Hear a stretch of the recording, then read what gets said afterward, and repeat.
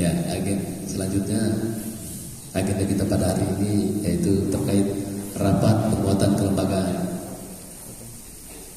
Jadi saya tidak usah banyak lebar karena waktu juga sudah agak delay sedikit. Jadi saya langsung saja berikan kepada tenaga ahli Bawaslu ini, kepada Bapak, saya persilakan dengan hormat. Terima kasih. Bismillahirrahmanirrahim. Assalamualaikum warahmatullahi wabarakatuh. Waalaikumsalam warahmatullahi wabarakatuh. Selamat sore. Yang saya hormati Ketua Bawaslu Konawe Selatan, Ambu, Dinda Ambu, Korbit Penanganan Pelanggaran Hukum dan Penyelesaian Sengketa Pemilu, Pak Bahrul. Namanya saya tahu tapi orangnya baru lihat. Yang saya hormati Ibu Polsek beserta jajaran, dan yang saya banggakan teman-teman Panwascam se-Kabupaten Konawe Selatan yang terundang. Dan ini dadakan saja. Kebetulan saya lagi dalam kegiatan supervisi provinsi, sekaligus kemarin ada kegiatan di Kota Kendari, memberikan penguatan juga bagi para Panwascam se-Kota Kendari. Dan alhamdulillah hari ini saya berkesempatan untuk bersama teman-teman di Konawe Selatan. Tidak jauh dari sini, rumah orang tua mendekat, tapi Ketinanggianya masih jauh. Jadi saya tidak ke Tinanggia karena saya juga orang Tinanggia. Saya tamat dari SMA Tinanggia tahun 90, tapi udah berantem. Ada dari Panwascam Kecamatan Tinanggia? Kalau ini saya masih lupa ini belakang. Kecamatan apa saja? Palangga? Andolo. Andolo. Kemudian ini lainnya nggak ada. Andolo Barat. Palangga. Angata sudah jadi kecamatan. Saya tahun 97 udah meninggalkan Tinanggia. 98. Ya. Perkenalkan, saya tadi udah disebut, saya koordinator tenaga ahli bidang penanganan pelanggaran data dan informasi, Putra Tinanggia, Konawe Selatan. Selain itu saya juga mengajar di beberapa kampus, tapi bukan mengajar di S1, saya mengajar di S2 dan S3. Spesifikasi di bidang ilmu hukum.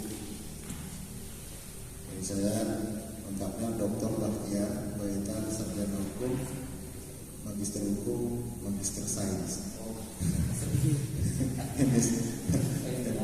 Ya, magister segala itu. Bapak Ibu sekalian, teman-teman ini eksistensinya sangat luar biasa karena teman-teman Panwascam ini adalah pengawas pemilu yang berdiri pada garda terdepan memastikan pemilu kita benar-benar terlaksana secara berintegritas. Saya mau mengingatkan kepada teman-teman semua, tidak hanya kepada Panwascam, tetapi juga kepada pimpinan Bawaslu terpilih yang baru Kabupaten Konawe Selatan, termasuk jajaran sekretariat yang dikomandani Ibu Polsek, bahwa pemilu kita ke depan ini pemilu yang sangat rumit, sangat kompleks, yang kalau bahasa atau lakinya itu disebut dengan the biggest election in the world. Itu bahasa laki, bukan? Jadi pemilu yang sangat kompleks, pemilu yang sangat rumit. Dan kenapa dikatakan dia rumit? Ada 3 alasan paling tidak. Ini supaya kita memberikan gambaran kepada teman-teman yang kalian hadapi ke depan ini bukan kaleng-kaleng. Ya, yang kalian hadapi ke depan ini pemilu yang sangat kompleks. Sehingga kami dari jajaran Bawaslu Republik Indonesia itu perlu mengingatkan kepada kita semua bahwa pemilu kita ke depan ini pemilu yang tidak sederhana. Dia sangat rumit, dia sangat kompleks. Kompleksitasnya disebabkan karena yang pertama, pemilu kita ke depan ini adalah pemilu yang tidak jauh berbeda dengan pemilu yang 2019. Tidak jauh beda dengan pilkada 2018-2020. Kenapa? Karena regulasi yang kita gunakan itu masih tetap sama. Kita masih menggunakan Undang-Undang 7 2017. Kita masih menggunakan, kalau dalam konteks pemilihan, kita masih menggunakan Undang-Undang 10 tahun 2016, Undang-Undang Pilkada. Maka kompleks persoalannya akan sama. Maka masalah-masalah yang akan kita hadapi juga akan sama. Kita akan bertemu dengan persoalan yang disebut dengan post-truth politik atau yang disebut dengan politik pasca kebenaran. Ya, seperti apa bentuknya? Seperti hoax, ya, seperti hate speech, berita bohong, fitnah. Kita masih akan berhadapan dengan persoalan-persoalan yang menggunakan sarananya melalui media sosial. Karena media sosial itu satu tools yang gampang digunakan untuk mencitra diri seseorang. Sementara pada saat yang sama regulasi yang mengatur hal-hal tersebut masih ketinggalan. Artinya memang habitusnya hukum itu dia selalu ketinggalan dengan perkembangan. Masyarakat sudah sampai ke sana perbuatannya, hukumnya belum bisa jangkau sampai ke sana. Kita masih berhadapan dengan dompet digital, e-money, ya. Sementara regulasi yang mengaturnya masih sangat sempit jangkauannya untuk mengatur hal-hal yang seperti itu. Itu yang kita akan hadapi di depan. Ya. Belum lagi juga kita akan berhadapan dengan soal-soal yang terkait dengan politik identitas. Kita akan berhadapan nanti dengan istilah-istilah yang dulu kita pernah dengar, kampret dan kadrun. Karena polarisasi dukungan, ya, ini kadrun, ini kampret, ya kan, gitu kan. Pasti kita akan dengar. Orang memilih karena identitas politiknya itu tidak apa-apa.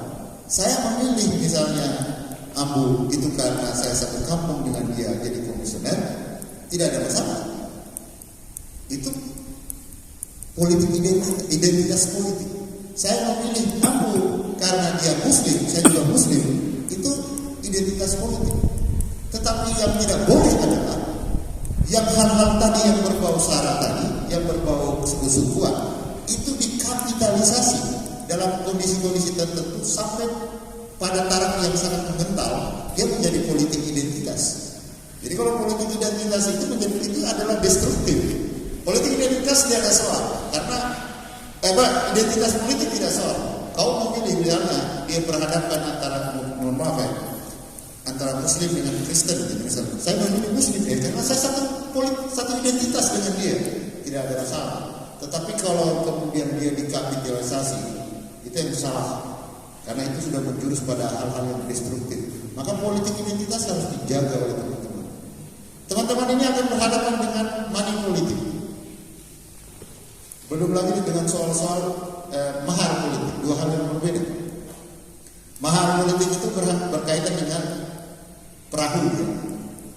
Dia berkaitan dengan kalau mau jadi bupati, kan persyaratannya harus didukung oleh partai.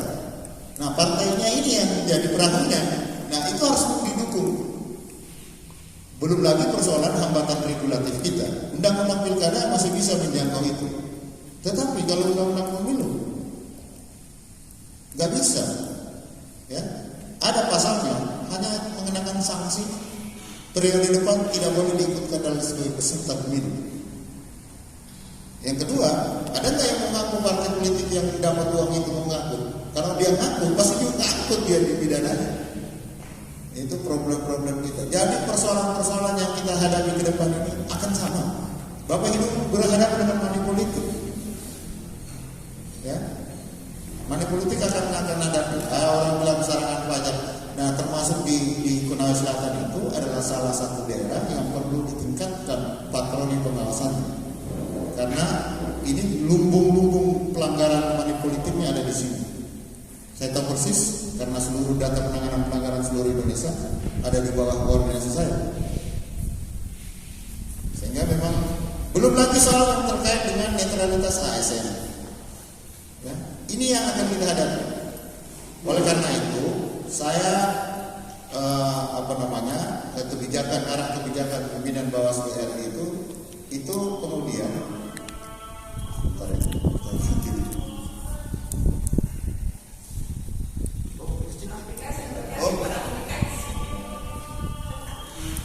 disuruh kita pulang, ini saya pulang.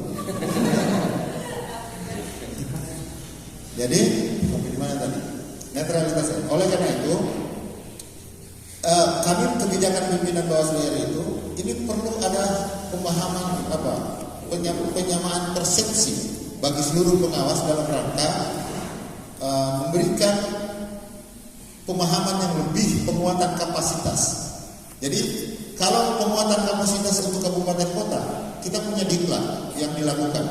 Sekarang dilakukan untuk beberapa yang mungkin kepemimpinan yang satu ini sedang diklat. Ya. Dibagi ke dalam 3 gelombang, masing-masing gelombang itu punya 4 batch dan 14 ada 44 seluruh Indonesia. Tapi yang 14 kan tidak mungkin kita kumpulkan di Jakarta, ya terlalu banyak 14 jam ini. Nah, 14 jam kapasitasnya teman-teman provinsi. Hanya ada hal-hal yang memang pemahamannya harus diluruskan. Saya tahu persis teman-teman 14 jam itu direkrut itu tidak hanya berdasarkan kapasitas, tapi intervensi politiknya juga tinggi. Tidak ada menutup kemungkinan ada yang bawa bendera di sini, ya. Dititip oleh inilah, dititip oleh itulah. Saya tahu persis, ya. Oleh karena itu, peningkatan kapasitas pemahaman. Jadi kapasitas itu bukan lembaganya saja ditingkatkan kapasitasnya, ya, tapi juga orangnya. Nah, kami melakukan kajian mendalam, hampir 60% pemahaman Panwascam itu belum seluruhnya benar. Maka juga saya pilih Indonesia ini salah satunya pergi. Saya tidak mau pergi di provinsi. Sudah cukup provinsi sudah paham yang benar-benar itu. Saya bilang saya mau dinasnya kecuali dinasnya ke kabupaten kota. Saya minta dikumpulin. Hanya ini dadakan kemarin. Saya bilang sama ketua, ya, saya mau ke Cinangge, mau sekalian ke rumah, ya, sekalian kalau bisa mampir di kantor, katanya kantor baru kan. Kalau dulu kan rumah kos dulu yang dikontrakkan. Ini mau rapatnya di mana? Ini kantor kayak ini kecilnya kita. Nah ini kan luar biasa. Ya. Soalnya tadi malam saya ditraktir makan sama wakil bupati kan. Kan wakil bupati itu kan tiktoker, ya kan? Wakil bupati itu dia jalan dengan istri lain sudah, istri baru kan ini, istri kedua ternyata.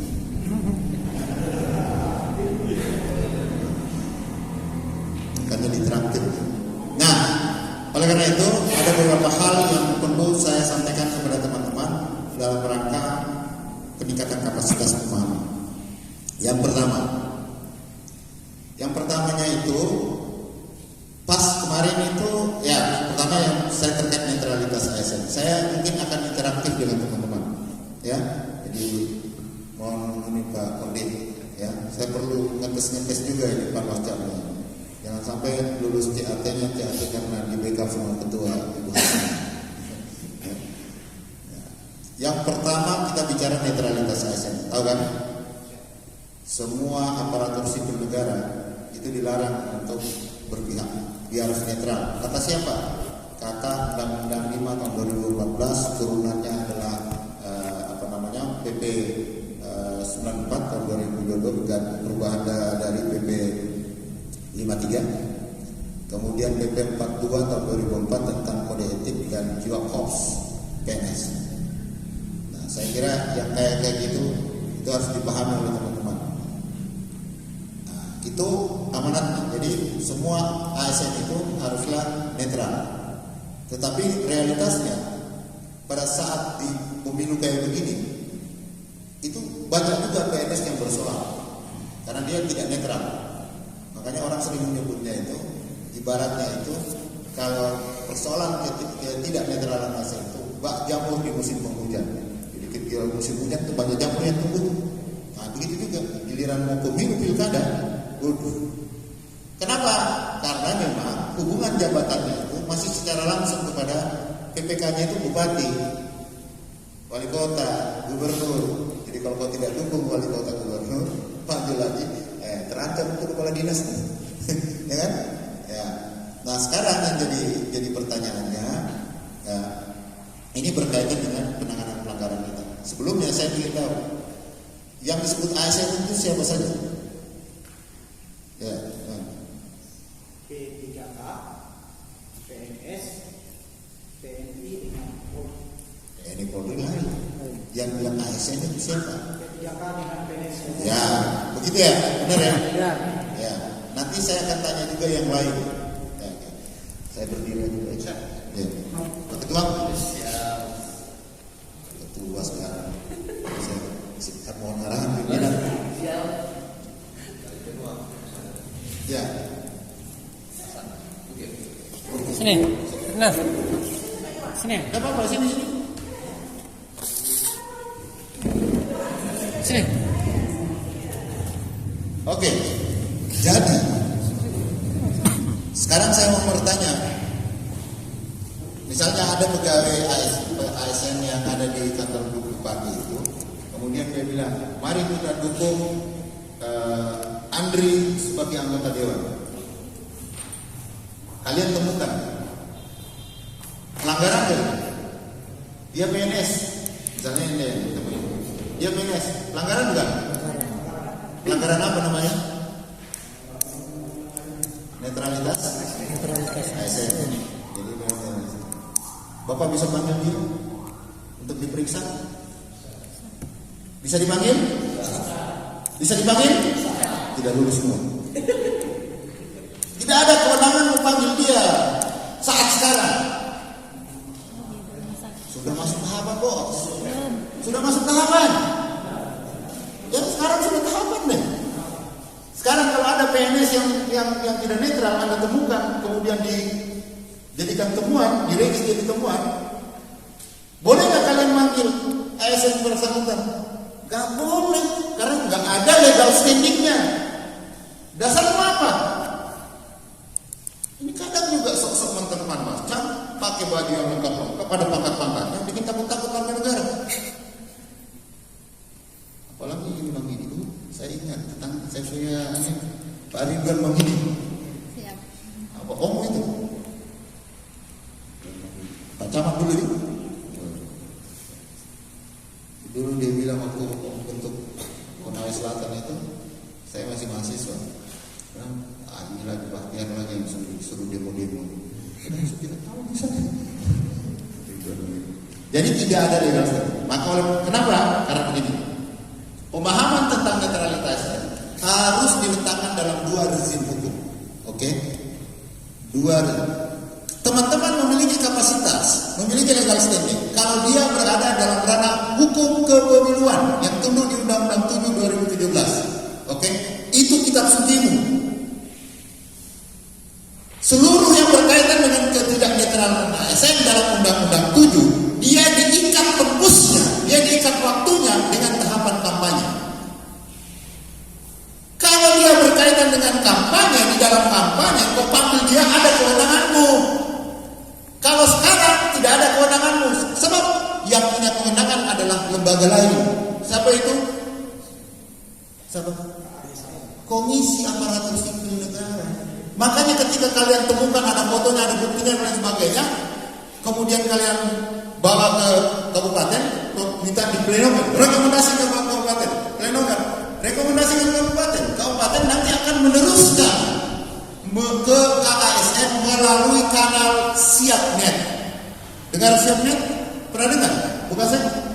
Masuk kamu jadi kasih juga. Begini-begini saya juga menunjukkan ya. Kertas mutiara, kertas. Ya, jadi udah paham nih. Kecuali dia melanggar ketentuan pasal 281 atau 282 Undang-Undang 7 2017 panggil dia, panggil, klarifikasi mekanisme penanganan pelanggaran, temuan laporan pelanggaran diatur di Perbawaslu berapa? 2000. Nah, siapa yang punya otak yang mendesain Perbawaslu itu? Ini ada di depan ini. Ya, termasuk Perbawaslu 31 tentang Gakumdu itu kita ubah. Ya, jadi kau dapat langsung dari saya, bos. Orang Pinanggia, bukan orang dulu. Tapi dulu pacar gua ada jam juga.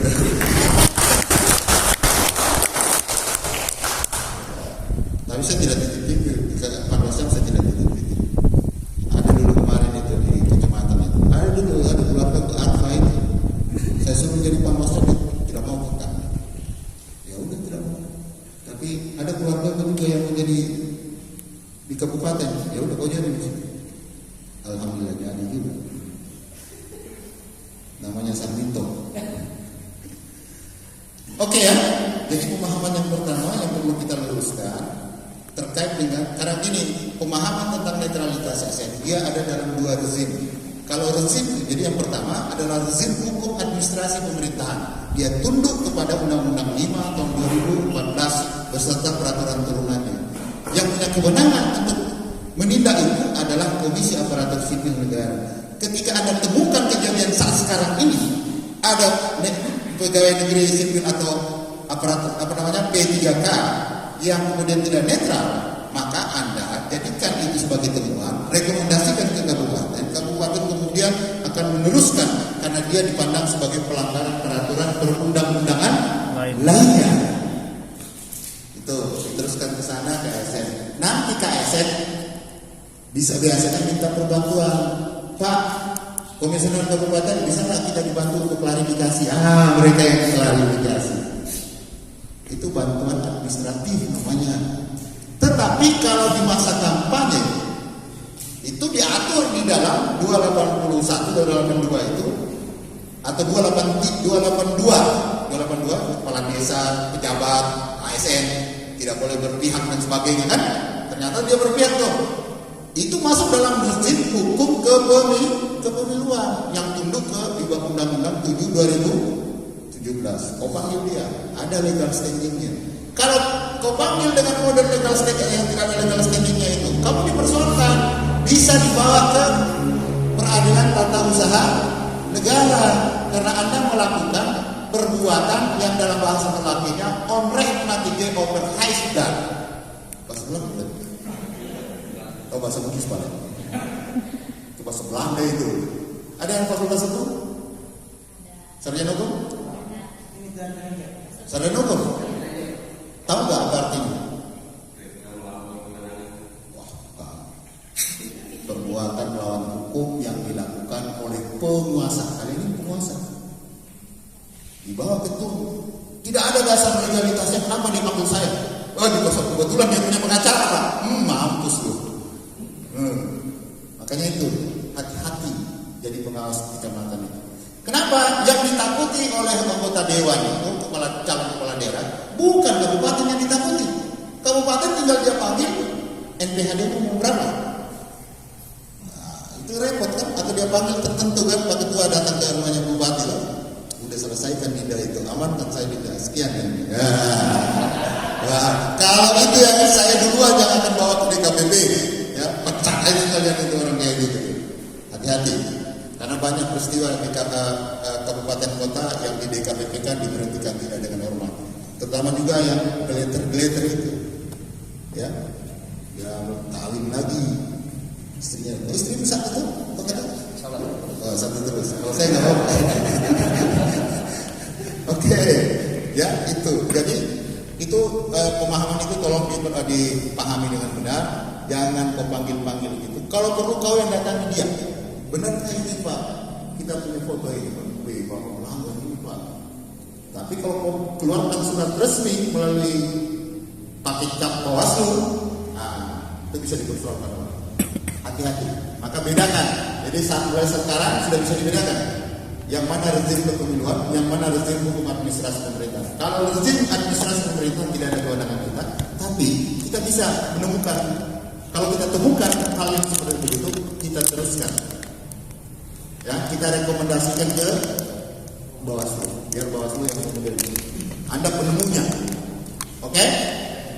Itu yang pertama. Yang kedua, banyak juga kemudian di dalam undang-undang itu disebut atau di dalam PKPU ini disebut ada yang disebut badan-badan lainnya. Kan ini pejabat negara, pegawai negeri, TNI Polri, pejabat daerah, itu dilarang untuk berpihak kan. Tapi disebut juga badan-badan publik lainnya, badan-badan lainnya. Contoh badan-badan lainnya, ya kan? Selain badan-badan lainnya ada juga yang kita kenal dengan istilah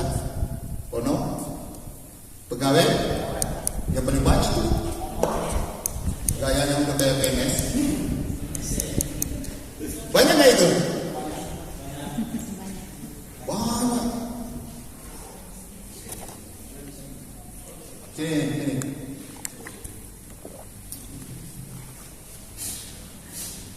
Kalau tidak di situ.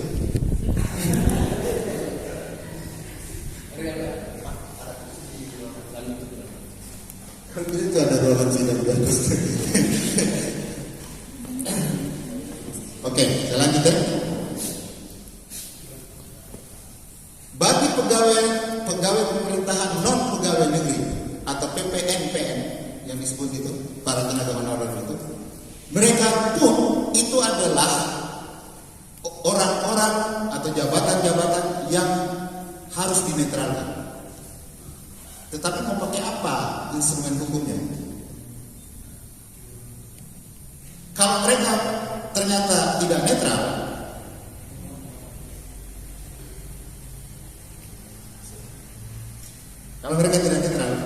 boleh kita klarifikasi nggak kepada mereka? Bisa nggak menjadi objek pengawasan kita? Para pegawai honorer lah. Honorer itu boleh kita awasi nggak? Tidak. Sekarang pernah dengar nggak pendamping desa? Ya. Mereka itu harus netral nggak? Harusnya seperti itu. Harus. Berarti honorer juga harus. Ada juga PKH apa? PKH. PKH harus netral nggak? Harus netral. Harus. Apalagi selain PKH? Pendamping desa, penyuluh juga. Nah, itu yang disebut dengan badan-badan lain. Mereka semua itu harus dinetralkan. Mereka tidak boleh terlibat dalam politik praktis. Tidak hanya dibatasi oleh kepala desa, sekretaris desa, dan kesatuan wilayah seperti kepala lingkungan. Kalau di Jakarta bahkan ada juga RT RW. RT RW dilarang sepanjang dia diatur di dalam perdanya.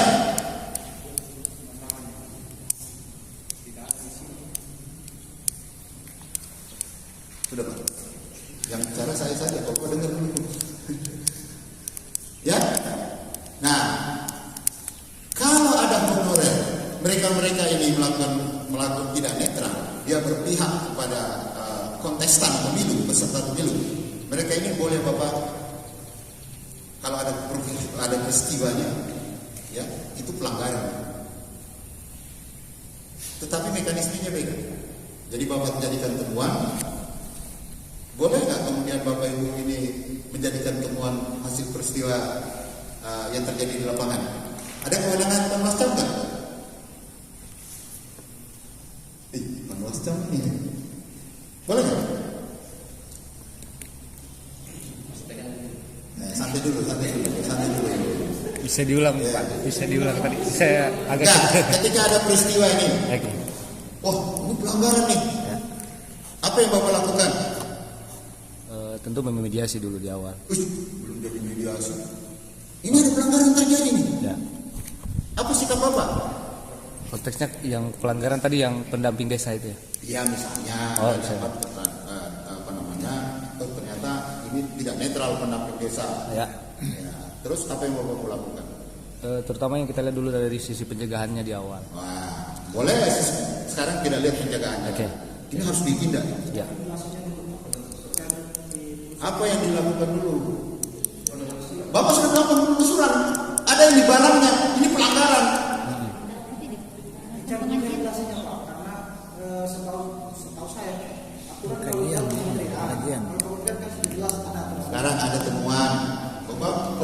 setuju kalau sudah jadikan temuan, Anda jadikan temuan kan melalui mekanisme pleno toh. Ya. Jadikan temuan. Setelah temuan apa yang mau dilakukan?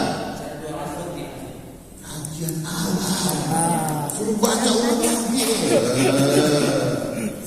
Bikin dia ada formatnya B3. Bisa ya. Ya, baca ulang kemana ya?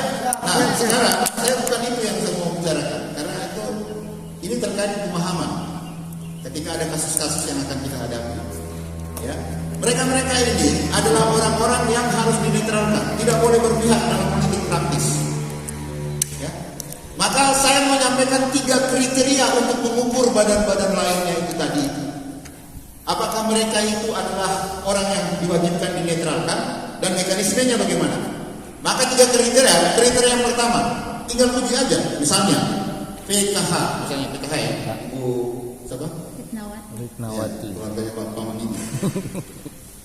Kriteria yang pertama, apakah yang bersangkutan menjalankan fungsi-fungsi pelayanan publiknya seperti yang dilakukan oleh pemerintah, seperti yang dilakukan oleh PNS, seperti yang dilakukan oleh P3K. Mereka melakukan enggak fungsi-fungsi pelayanan? Melakukan. Sebenarnya desa itu dalam rangka empoweringnya, pemberdayaannya, itu kan kewajiban siapa? Kewajiban pemerintah. Tetapi pemerintah tidak bisa lakukan karena kekurangan sumber daya atau melibatkan pihak lain. Maka kalau dia menjalankan fungsi-fungsi pemerintahan, maka dia juga disebut pemerintah. Contoh, sering kita pergi di kantor kelurahan, kita mau ngurus apa yang kita urus, KTP misalnya. Tapi yang kita hadapi yang melayani kita bukan PNS, kebetulan honorer. Itu kan berarti dia menjalankan tugas-tugas pemerintahan melalui mekanisme administrasi pemerintahan, apakah dalam bentuk mandat atau penugasan, delegasi atau atribusi. Itu 3 itu. Maka kita akan uji di situ. Dia menjalankan fungsi pemerintahan kan? Semestinya pemerintah yang melakukan, tetapi kemudian ditugaskan kepada dia, dikontrakkan kepada dia. Maka kalau dia selama dia menjalankan tugas-tugas pemerintah, maka juga dia disebut dengan pemerintah. Itu kriteria yang pertama.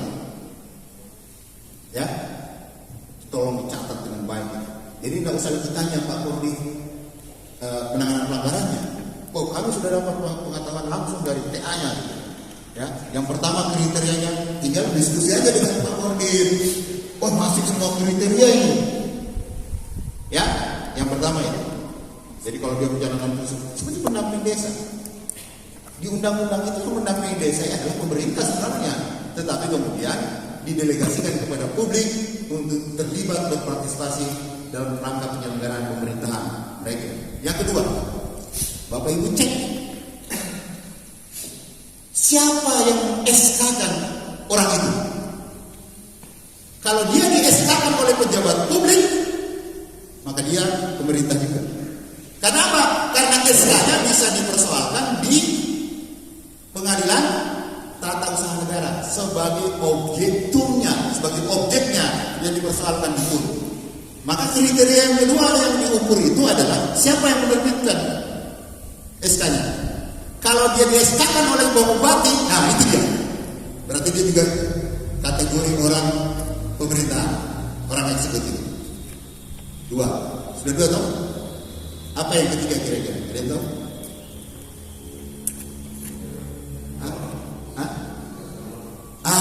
Itu cerdas dia. Orang Pinanggear.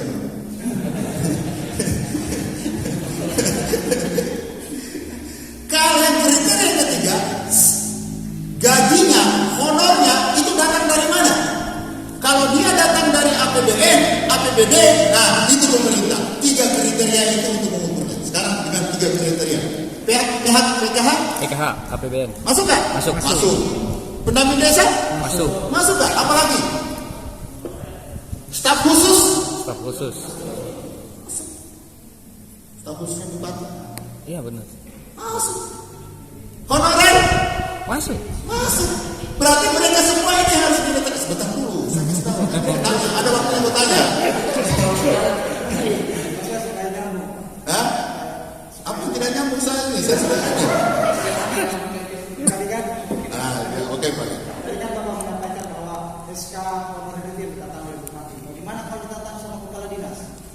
dinas itu pejabat publik kan?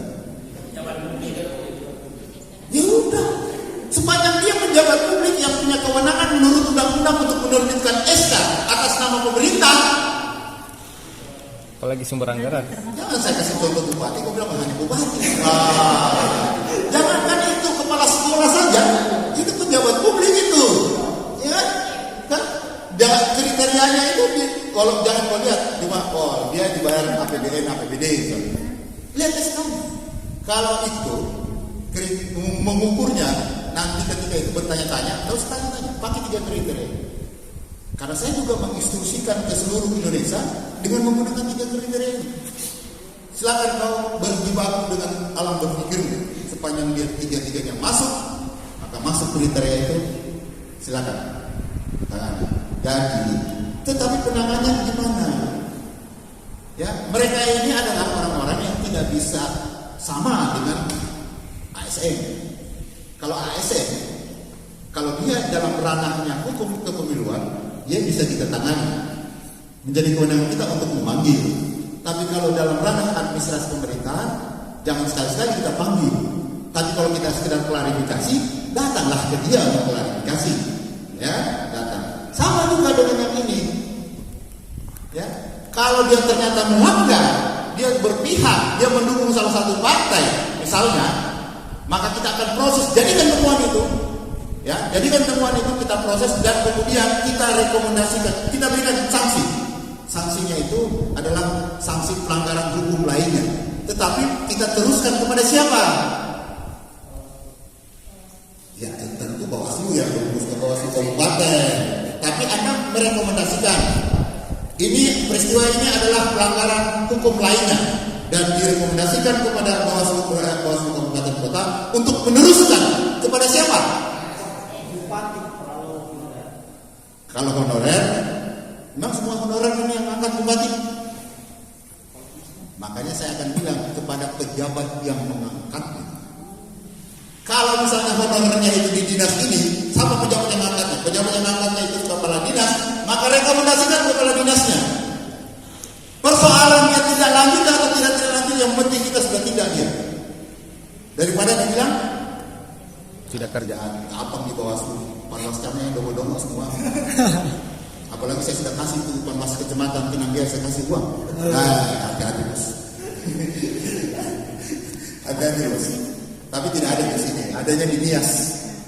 Makanya sering dipecat-pecat itu di Nias. Ya, berani. Ya, jangan bukan panwascamnya, panwas kabupatennya Pak. Berapa kali dipecat itu. Ya, tuh. Jadi kalau ada pelanggaran seperti itu, ya nanti penerusannya oleh Bawaslu provinsi dan kabupaten itu kemana? Ke pejabat yang mengangkatnya. Kalau dia ASN, kalau dia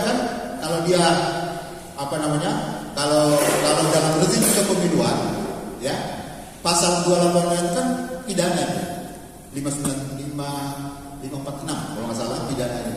Itu kita penerusannya langsung ke Gakumdu, ya.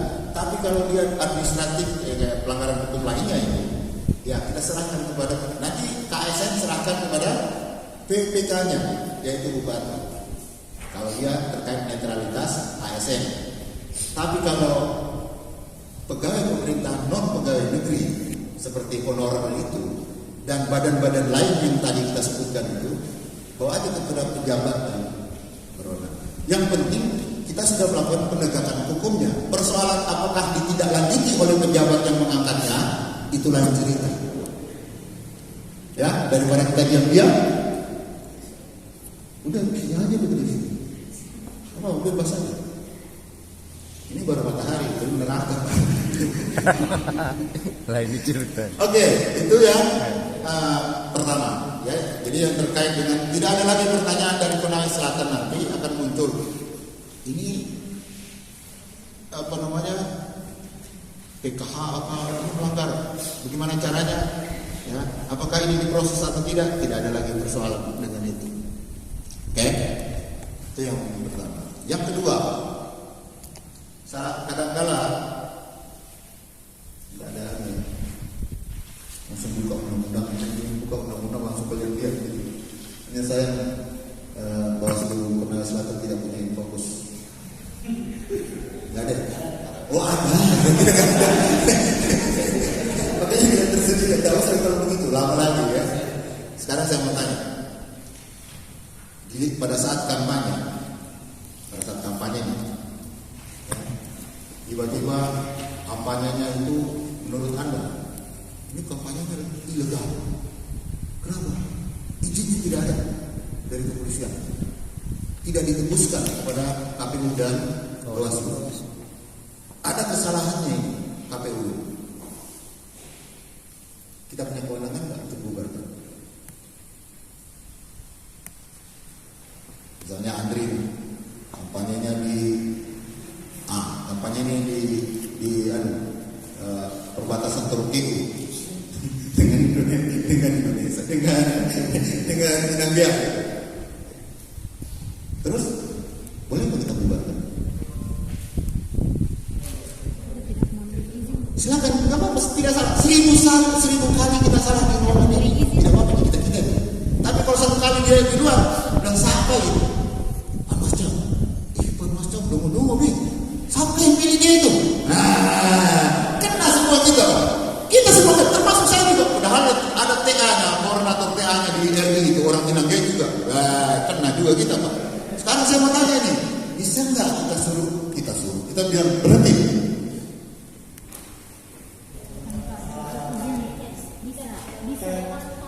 Siapa yang bilang berhenti? Bisa berhenti, kasih berhenti. Angkat-angkat aja.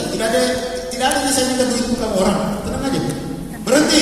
Bisa nggak kita berhentikan? Bisa. Ya itu angkat tangan. Mau angkat tangan. Angkat aja. Ikut tergantung. Memang kau suka tergantung ya? Memang semua perempuan itu suka yang tergantung. Gantung jawabannya. Ini suka kasih orang ini, mendua orang ini. Ya. Jangan kasih gantung-gantung laki-laki. Memang laki-laki tidak suka tergantung-gantung. Perempuan yang suka tergantung-gantung. Boleh nggak kita hentikan? Boleh. Saya minta ketegasan. Boleh nggak? Boleh. Tidak lulus lagi. Tidak bisa. Tidak ada kewenangan kita untuk musuh. Berhenti. Kau pakai otot datang orang bawa parang selesai. Jangan. Pengawas pemilu itu bekerja berdasarkan regulasi. Pengawas pemilu itu menggunakan ini, bukan menggunakan ini. Nanti orang bawa parang di situ Pak. Kau dibabat mati konyol namanya itu. Habis Pak. Kasihan orang di rumah. Apalagi kalau dia punya rumah ada 2 kan? Ada nggak kalau saya punya 2 istri? Ya? Nggak boleh. Dasarnya dari mana? 315. Ada yang punya undang-undang? Urusan mahal. Ada sih? Saya tidak bohong, tidak bote-bote saya bisa. Coba kau lihat sendiri, asli. Coba ada yang bisa buka kita karena Infocus tidak ada.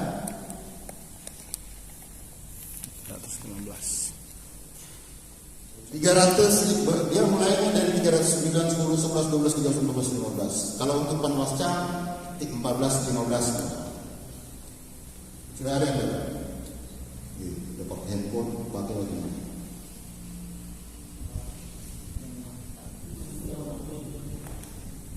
Kau buka selain undang-undang 7 lagi. Sudah dapat?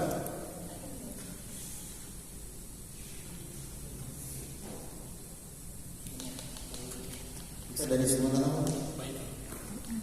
Itu yang di dalamnya ya. Ya kan? Setelah bukan yang bukan kayak DU sama bukan? Oh bukan. Iya. Ada dulu jagoannya Sugeng ya Sugeng. Ada apa 315? Nah sebelumnya di atasnya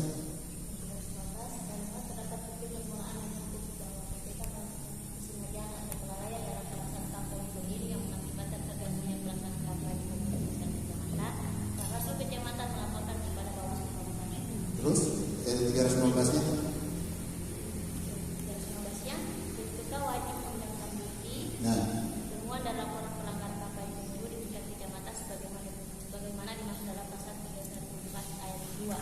14 ayat 2. Terus ayat 2. Dalam hal terdapat bukti permulaan yang cukup bahwa pelaksanaan kampanye dan tim kampanye atau peserta kampanye dengan sengaja melakukan pelanggaran kampanye sebagaimana dimaksud dalam pasal 280 ayat 1 dan ayat 2 di tingkat kecamatan, Panwaslu kecamatan melaporkan kepada Bawaslu Kabupaten dan menyampaikan temuan kepada KPK. Kembali lagi 312 nih. Panwaslu kecamatan wajib menindaklanjuti laporan sebagaimana dimaksud dalam pasal 309 ayat 1 dengan melaporkan kepada KPK. Konstruksi pasalnya itu nih, yang 310 kau coba baca juga. Pasal 310 PPS wajib menindaklanjuti temuan dan laporan pelanggaran kampanye pemilu di tingkat kelurahan atau desa sebagaimana dimaksud dalam pasal 309 ayat 2 dengan A. Menghentikan bukan? Menghentikan Siapa yang menghentikan? PPS. PPS yang menghentikan. Tidak ada kewenangan yang menghentikan. Kalau ada pelanggaran yang kau lihat di situ, jadikan temuan. Segera jadikan temuan. Bahkan kita dilengkapi dengan penyelesaian sengketa cepat. Bukan hanya sengketa proses. Kita punya pelanggaran administrasi cepat. Khusus dia terkait dengan kampanye, rekap, dan pungut hitung. Pungut hitung dan rekap. Jadi kalau ada hal yang ganda kayak gitu, ya, Anda lihat, Anda jadikan temuan, sampaikan kepada mitramu. Siapa mitramu? PPK. PPK. Ini ada temuan begini, tidak lanjuti. Hukumnya wajib bagi PPK untuk tidak lanjuti. Kalau tidak, pidana dia kena. Anda olah lagi dia dalam dugaan pelanggaran tindak pidana. Mestinya kau kasih takut itu PPK. Jangan kau yang menjilat kepada PPK. PPK, kalau yang bisa pidanakan PPK itu hanya kalian. Makanya TAPA-nya itu KPU itu, hormat benar dengan TAPA Bawaslu. Benar asli. Jadi kalau ada begitu, apalagi kalau misalnya ada dugaan PPK itu sengaja atau lalai yang mengakibatkan kampanye itu terganggu. Yang menurut undang-undang dia pastikan bahwa kampanye itu sesuai prosedural, tetapi ternyata kampanye itu tidak dilakukan sesuai prosedural. Maka kita mengingatkan, jadikan temuan disampaikan kepada PPK dan PPK wajib menindaklanjuti. Dia menindaklanjuti dengan cara apa? Hentikan itu. Jadi biar dia mati di situ, jangan kita lihat dia mati. Jangan bela-bela juga dia, biarin aja gitu loh. Ya. 310 sudah memberikan gambaran kepada kita bagaimana kita bersikap terkait dengan kalau ada pelanggaran-pelanggaran yang terjadi pada saat kampanye. Ya, jadi jangan kalian yang menghentikan. Ada kewenangan nggak kalian? 310 Tidak ada. Ada kewenangan nggak kalian panggil ASN yang sekarang kalau dia melanggar? Tidak. Tetapi boleh nggak kita jadikan temuan? Boleh. Diproses nggak?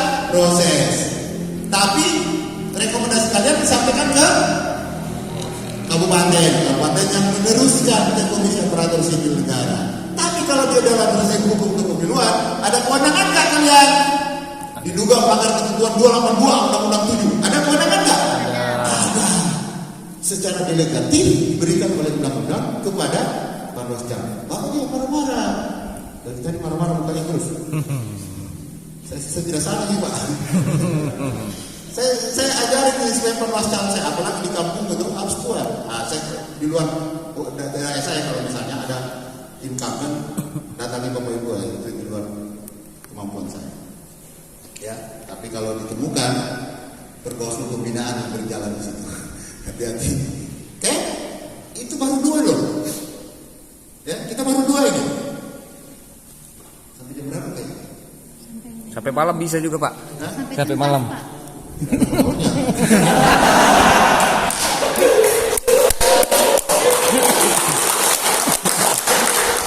Capek Pak kita. Kecuali ada obrolnya semangat kita Pak. Kopi. Makanya staf saya nunggu nih. Ini saya bersama dengan Mas Yoga namanya, ya, dari PNS Bawaslu RI. Jadi kita didampingi Pak. Soalnya Panwas tidak ada pendamping. Oke, itu jadi hal-hal yang teknis kayak gitu. Saya mau lihat yang teknis-teknis saja. Kalau yang ngomong pemilu harus disukseskan, menuju pemilu berintegritas. Nah, semua orang tahu itu, ya kan? Tapi dikasih giliran yang teknis. Ini aja sudah salah-salah kan ya? Betul. Benar nggak? Ya. Pernah dibayangkan nggak kayak gitu? Gak kuat. Bayangkan aja suamimu. Ini udah berkeluarga? Belum. Boleh lah. Saya tahu ditahu. Oh tidak lihat kan? Iya, saya tahu. Dengan bapak itu yang profesor. Saya sering lihat nih, karena kita anak pasar ini, masalahnya. Anak pasar Nangger. Iya, jadi itu ya. Tinanya 3 orang ya, 1, 2, 3 deh. Bukan sebut yang lain, bukan berarti Anda. Kebetulan kita satu daerah bos. Ini sudah lama saya tidak ke Nangger. Kenapa? Malas di situ. Yang kita lihat orang main gaple saja dengan minum, Pak. Ini tidak ada kemajuan anak mudanya. Banyak tuh. Apa namanya itu?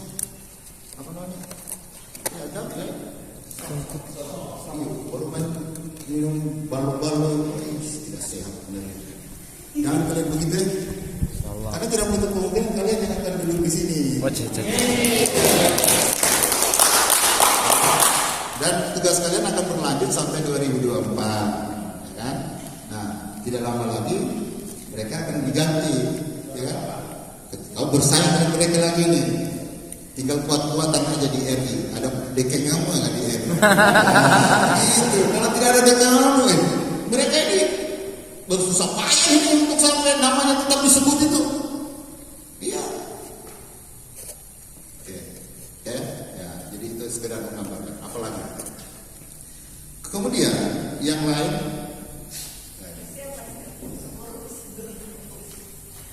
Coba kamu orang bilang sama ibu korset itu. Banyak itu honornya.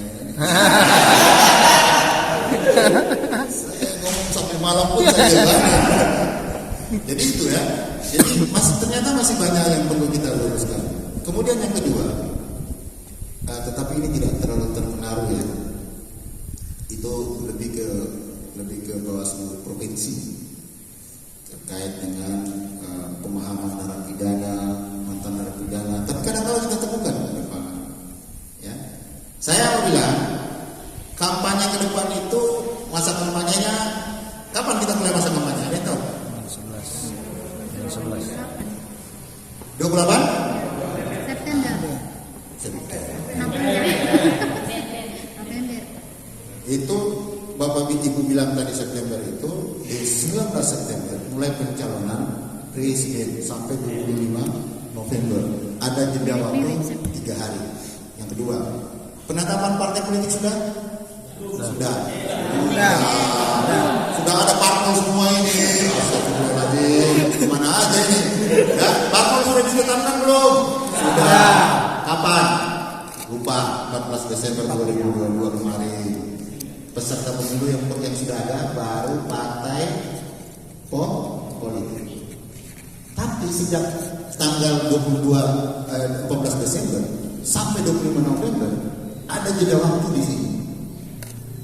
25 November sampai 28 November ada jeda waktu 3 hari. Kemudian penetapan calon anggota legislatif kapan? Dalam DCT. Sementara langsung DCT sekarang. Ya, nanti bulan September ya, November ya. September sudah penetapan DCT. Tapi ada jeda waktu dari penetapan itu menuju ke 28 November. Ini interval waktu yang harus diamati dengan cermat oleh teman-teman pengawas. Saya tidak menyebut gradasi, saya menyebut pengawas. Berarti kita semua. Ya. Sekarang sudah ada penetapan partai politik. Di dalam interval waktu tersebut, 3 interval waktu itu, boleh nggak kampanye? Boleh nggak kampanye? Tidak boleh. Maksudnya dari tadi belum masuk tahap terus. Tahap namanya ya. Jadi itu kita awasi. Tapi bagi partai politik sudah ditetapkan dia sebagai peserta pemilu pemilu 2024, boleh nggak dia berkampanye? Boleh nggak? Nggak boleh. Tapi dia dibolehkan apa? Sosialisasi. Dia melakukan dua hal, sosialisasi dan pendidikan politik. Di mana? Di internal partai politiknya. Yang mana itu sosialisasi? Ada tahu nggak bentuk sosialisasi? Perbawaslu, PKPU yang mengatur tentang kampanye itu ada di PKPU berapa? 15. Saya cepat biar yang lain berpikir, pura-pura dulu berpikir, tidak kompak ini. Perbawaslu PKPU 15 2023. Pengganti dari PKPU? Nah, dia tidak tahu lain. Hah? PKPU 33 2018. Kan PKPU-nya 2 kali berubah. Kita juga Perbawaslu yang mengatur tentang kampanye, Perbawaslu berapa? Tidak tahu. Belum dibaca. Kita itu harus siap peluru loh ketika kita melakukan pengawasan itu. Nanti orang tanya, ini melanggar Pak? Ditanya, pelanggaran apa? Bukannya melanggar undang-undang 7, pasal berapa? Oh tidak tahu, saya tanya dulu, saya punya tidak bisa begitu Pak. Bapak harus punya amunisi kalau turun ke lapangan. Ya, harus ditahu dulu konteks yang saya mau kerjakan itu apa. Lengkapi amunisinya. Ya kan? Jadi kalau sama dengan lalu lintas, ya.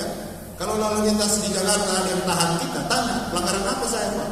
Oh pelanggaran pasal berapa Pak? Kalau saya enggak, kalau saya ditangkap, saya ditilang, saya kasih aja. Nanti sebentar menjelang maghrib ada orang bawa ke rumah.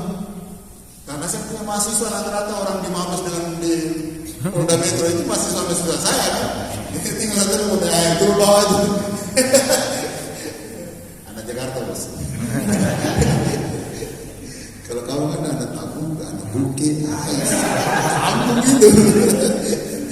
Dulu saya merantau itu saya pikir, saya mau jadi apa di sini. Berarti saya ranking umum itu di SMA Tinanggia itu. Teman-teman itu dengan Andriani, anaknya Pak Jirambi, mantan Lurah di kita. Mereka sampai nggak tahu lah orang paling pintar di sekolah dulu. Ya buktinya sekarang. Nah, kembali ke konteks persoalan tadi. Apa kita bicara? Sosialisasi. Bentuknya seperti apa? Disebutkan di dalam undang-undang itu. Hanya disebutkan di dalam PKPU. Disebutkannya itu apa? Kalau yang namanya sosialisasi, bentuknya adalah pemasangan bendera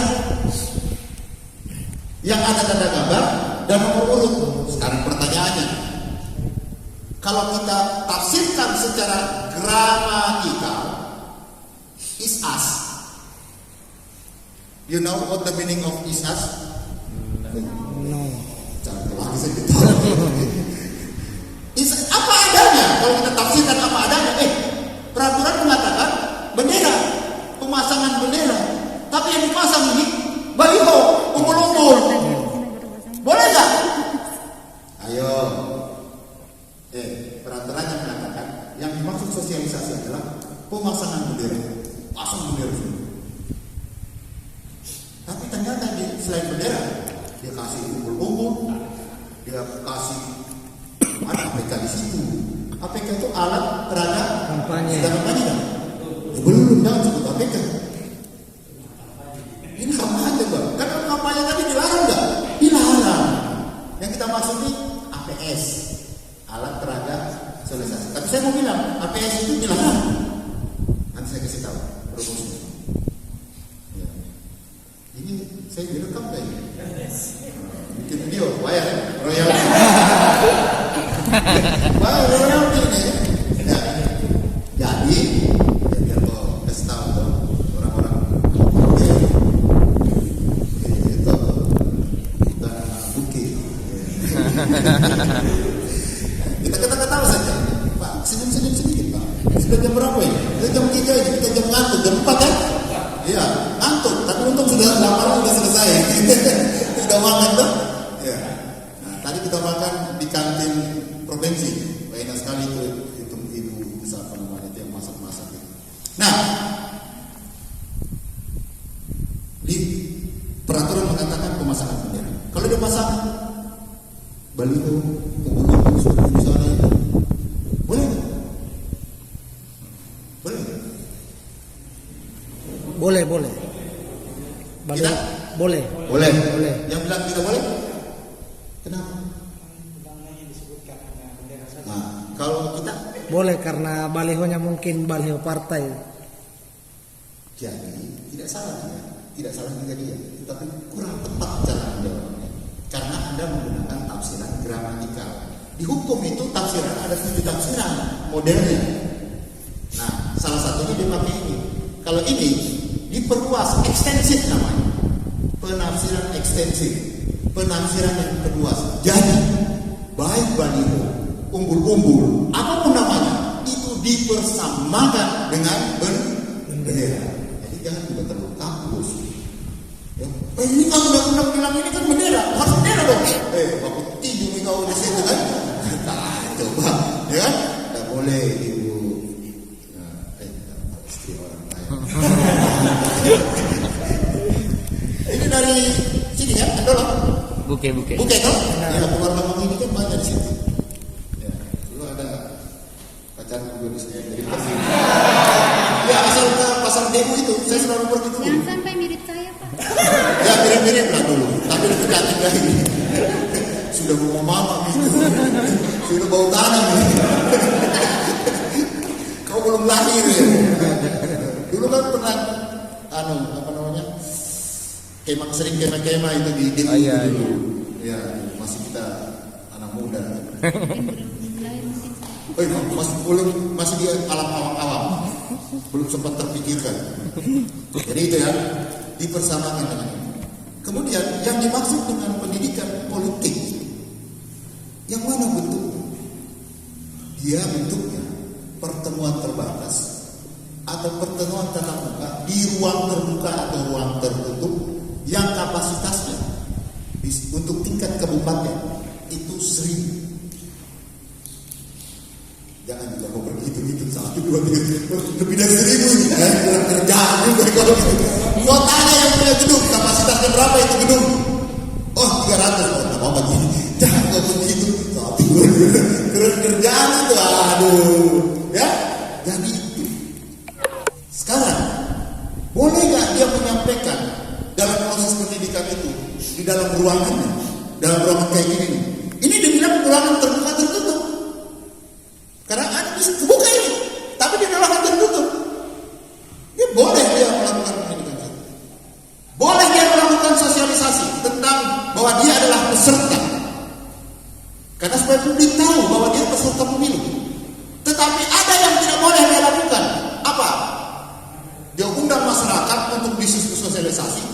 Masyarakat itu bukan anggota partai loh. Kalau dia bicara dengan anggota partainya, no problem.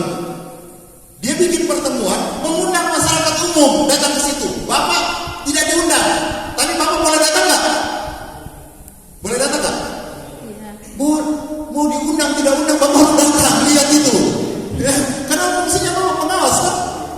Ya, kalau masyarakat kemudian dia bilang, mari Bapak-bapak, kami peserta pemilu nomor urut sekian, mari Bapak Ibu semua saya ajak untuk coblos partai saya. Melanggar nggak itu? Melanggar nggak itu? Melanggar nggak? Melanggar. Karena kenapa? Ajakan. Karena kampanye itu hanya ada ajakannya di masa kampanye. Kalau dia melakukan sosialisasi tapi dia mengajak, pelanggaran. Namanya sosialisasi tidak boleh ada. Yang definisi kampanye itu pasal 1 ayat 35 di Undang-Undang 7. Nggak bohong kan? Lihat sendiri. Itu dibilang kampanye itu ada unsur ajakan. Sepanjang dia tidak ada ajakan, tidak apa-apa. Itu dia punya hak untuk melakukan sosialisasi. Tapi yang dilarang, dia itu membawa ada unsur ajakan. Itu yang kedua. Partai lah, kita belum bicara caleg-caleg yang pasang-pasang itu kan. Itu. Partai. Dia boleh melakukan ajakan. Sepanjang tidak ada ajakan. Yang kedua, boleh nggak pasang APK itu? Boleh nggak? Anda punya PKPU 15/2023? Coba buka. Supaya kita tidak cerita bohong. Hanya saya yang tidak ada infocus. Saya lupa juga kasih tahu Pak Ketua, siapkan infocus itu. Jadi kemarin Pak Ketua koalisi ya, mengalahkan Hasmi.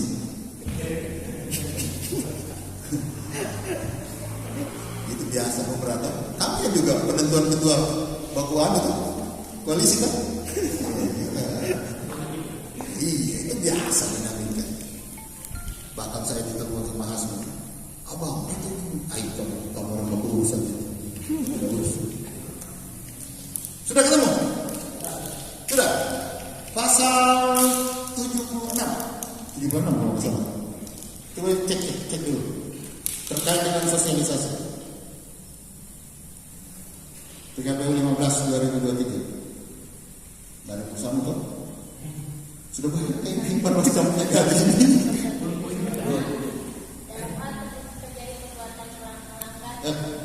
Pak undang-undang berapa? 15. Sorry saya salah. 9.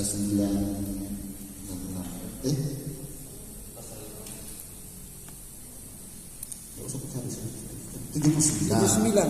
Nah, coba baca. Poin 1, partai politik peserta pemilu dapat melakukan sosialisasi dan pendidikan politik internal partai politik peserta pemilu sebelum masa kampanye pemilu. Sebelum masa kampanye boleh sosialisasi. Clear ya? Yang kedua, sosialisasi dan pendidikan politik sebagaimana dimaksud pada ayat 1 dilakukan dengan metode A. Pemasangan bendera partai politik peserta pemilu dan nomor urutnya, dan B. Pertemuan terbatas dengan memberitahukan secara tertulis kepada KPU provinsi. Kegiatannya itu harus melaporkan tembusannya itu kepada Bawaslu dan sampai di sesuai tingkatnya paling lambat 1 hari sebelum kegiatan dilaksanakan. Nomor 3, dalam hal melaksanakan pelaksanaan kegiatan sosialisasi dan pendidikan politik sebagaimana dimaksud pada ayat 1, partai politik peserta pemilu dilarang memuat unsur ajakan. Nomor 4, dalam hal sosialisasi dan pendidikan politik sebagaimana dimaksud pada ayat 1, partai politik peserta pemilu dilarang mengungkapkan citra diri, identitas, ciri-ciri khusus dan karakteristik partai politik. Ada 2 yang dilarang di situ. 1, tidak boleh ada ajakan. Boleh nggak bertemu dengan masyarakat? Boleh, tapi sampaikan kalau kalian itu peserta pemilu. Sampaikan visi misinya silakan. Tapi jangan kok ada ajakan di situ, haram hukumnya. Yang kedua, kamu tidak boleh menampilkan ciri khusus, karakteristik yang disimbolkan dengan apa? Ya, dengan apa disimbolkan? Alat?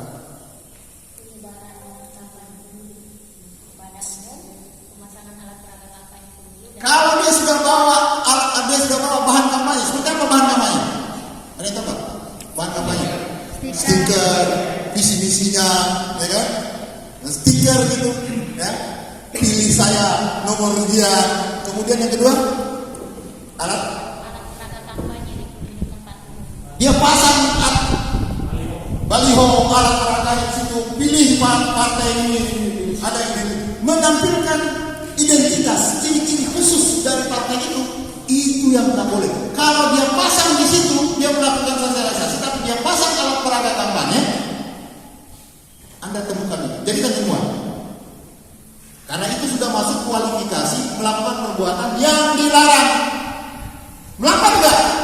Melanggar. Pelanggaran apa yang disebutnya? Pelanggaran apa yang terjadi di situ? Hah? Pelanggaran apa? Pelanggaran apa? Kampanye sebelum waktunya. Kampanye sebelum waktunya. Kampanye Enggak, sebelum Pak. waktunya. Yang mana? Kapan? Hah? Yang mana yang benar? Setuju nggak dengan kampanye di luar jadwal? Tidak. Setuju dengan tidak aja setengah mati jauh. Kalau bilang setuju, itu kasus amat. Kampanye di luar jadwal nggak yang dilakukan itu? Ya. Hah? Saya minta penegasan. 1, 2, 3. Kampanye di luar jadwal itu disebut kampanye di luar jadwal nggak? Ya. Tidak lulus lagi. Nah, sudah 3. Waduh, ini pimpinan. Kalau ini harus dicatat dengan benar ini. 3-3-nya masalah semua. Nah, siapa yang ngajarin kau kampanye di luar jadwal? Tidak. Tidak kan? Tidak boleh. Terus apa? Sosialisasi saja. Lain lagi cerita.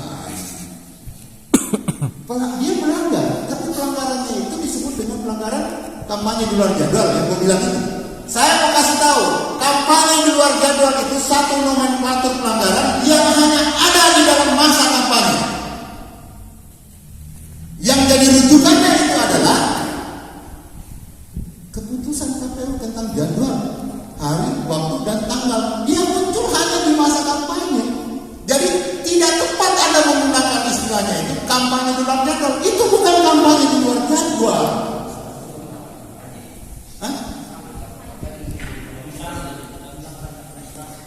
Iya, pelanggarannya administrasi. Tetapi kan Bapak tidak bisa sebut dengan pelanggaran di luar kampanye. Kampanye di luar jadwal. Jadwal itu ada nggak? Orang belum terbitkan jadwal, kampanye aja belum masuk, bagaimana mau jadwal? Nah, apa?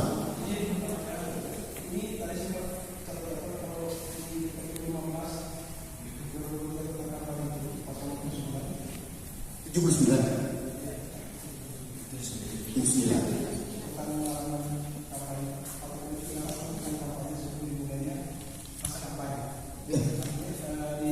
Sebelum dimulai masa kampanye, masa kampanye sudah mulai belum? Belum.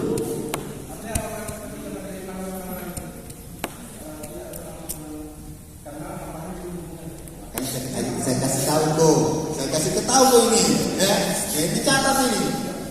Pelanggaran kampanye di luar jadwal itu hanya dikenal sebagai istilah yang ada di dalam masa kampanye.